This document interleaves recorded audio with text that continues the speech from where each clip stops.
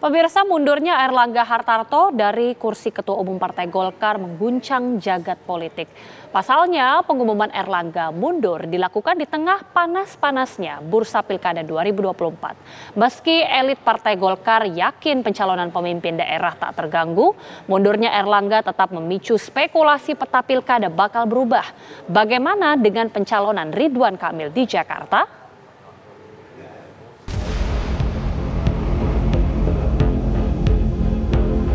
Menyusul mundurnya Airlangga Hartarto dari posisi Ketua Umum Partai Golkar, pengusaha jalan tol Yusuf Hamka juga ikut mundur dari Partai Beringin. Padahal Yusuf Hamka digadang-gadang masuk bursa pilkada dan baru saja memulai safari politiknya di Jawa Barat. Mundurnya Airlangga juga memicu spekulasi bakal berubahnya peta politik pilkada. Namun, elit Partai Golkar yakin rekomendasi calon di bursa pilkada tak akan terganggu. Kepada seluruh kader keluarga besar Partai Golkar, insya Allah roda organisasi Partai Golkar kita ini yang kita cintai akan tetap terus berjalan. Proses menghadapi pilkada, terutama ini buat bapak-bapak dan ibu-ibu yang selama ini berinteraksi dengan Partai Golkar dalam proses pencalonan, apakah itu kader Partai Golkar atau kader partai yang lain, insya Allah tidak terganggu.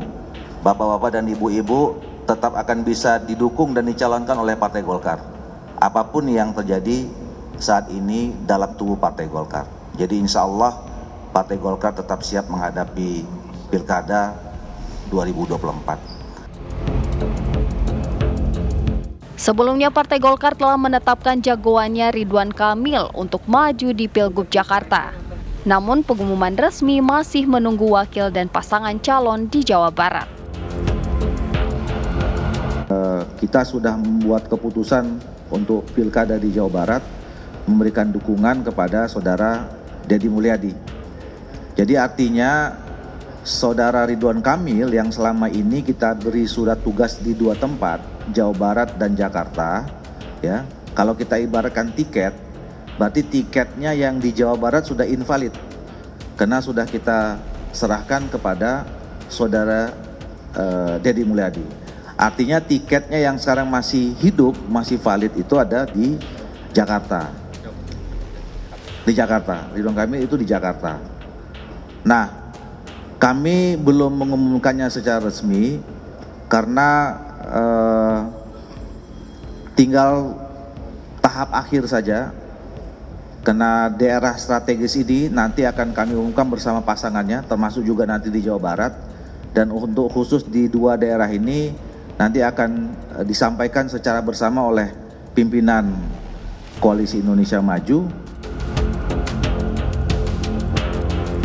Bagaimanapun, pasca mundurnya Airlangga, spekulasi berubahnya peta politik pilkada sulit dihindarkan.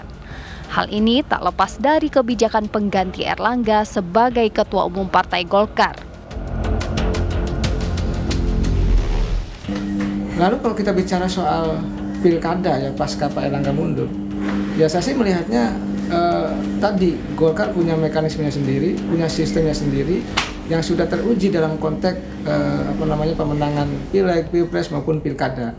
Nah di pilkada ini mungkin ya ada nama-nama yang sudah direkomendasikan, sudah di SK-kan, ada nama-nama yang masih tertahan, belum diumumkan, ada nama-nama juga memang yang belum di SK-kan begitu. Nah dalam konteks itu ya tentu Pak Airlangga mundur ya ada perubahan-perubahan. Mungkin nanti calon kepala daerahnya juga banyak titipan dari ketua umum yang baru, artinya PLT yang baru gitu. Tetapi secara umum mekanisme pilkada tentu Golkar akan bersifat rasional. Rasional itu berdasarkan kepada rasionalitas, kepada objektivitas, dan tentu mendukung kandidat-kandidat yang berpotensi menang tinggi. Di situ saya melihatnya. Hingga saat ini Partai Golkar telah mengusung 22 calon gubernur dan wakil gubernur, dan 15 pasangan calon akan diumumkan kemudian. Dari Jakarta, tim TV One mengabarkan.